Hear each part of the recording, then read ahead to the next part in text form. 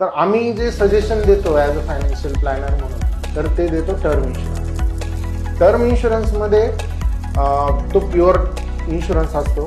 त्याच्यामध्ये you will not get your money back. म्हणजे जे तुम्ही प्रीमियम भरतात त्याची काही रक्कम तुम्हाला परत नाही येणार आहे. असे काही प्लॅन्स आहेत पण प्रीमियम पण जास्त लागतो त्या केसमध्ये.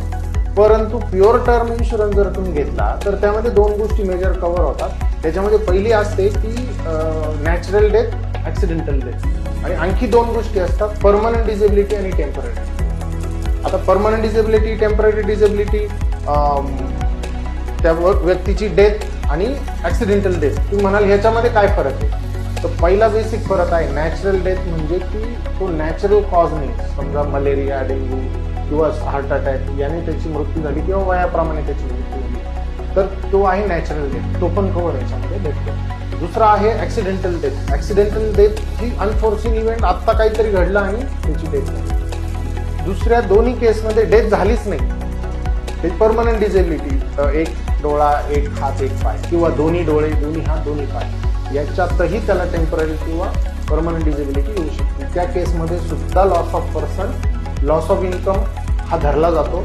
लॉस ऑफ पर्सन नाही होत पण लॉस ऑफ इन्कम होतो. तर टर्म इन्शुरन्समध्ये तुम्ही त्या गोष्टी कव्हर